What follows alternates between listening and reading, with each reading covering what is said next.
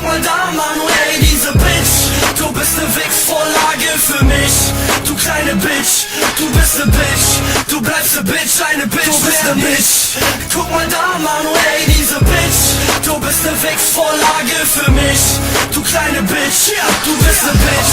Du bleibst ne Bitch, eine Bitch, lässt mich. Verdammte Schlampen laufen hier gerade durch Neuss. Eine mit dem Minirock, die denkt, die wär was Tolles. Aber nein, guck dich an, wie siehst du aus, du kleine Schlampe. Männer schaut euch um, die kriegst du doch an jeder Tanke.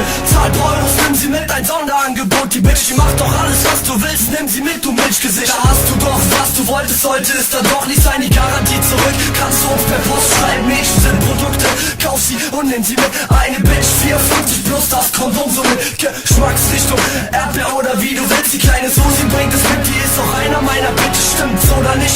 Was soll denn diese Frage? Alle hier Neues wissen, die kleine Susi kann gut blasen. Oh ja, Gino weiß es auch, Mike weiß es auch, Isen weiß es auch. Ein Dreier ab auf die Frau. Du bist ne Bitch, guck mal da, Manu, ey, diese Bitch.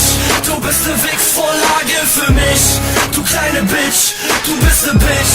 Du bleibst ne Bitch, eine Bitch, du bist ne Bitch. Guck mal da, Manu, ey, diese Bitch. Du bist ne Wichsvorlage für mich. Du kleine Bitch, du bist ne Bitch. Du bleibst ne Bitch, eine Bitch, mehr nicht. Du hast 2 Kinder von 2 Männern, du bist 14. Hast immer noch den Mini an und Ficken auf der Stirn stehen. Du bist easy zu vögeln, nicht schuldig aus dem Tangerslip. Du bist eine Hure, weil du raus, obwohl du schwanger bist.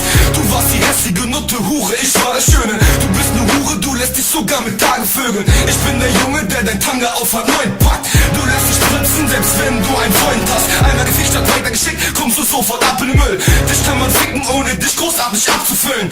Das sind Doggy-Styles, das sind keine schwulen Wunden.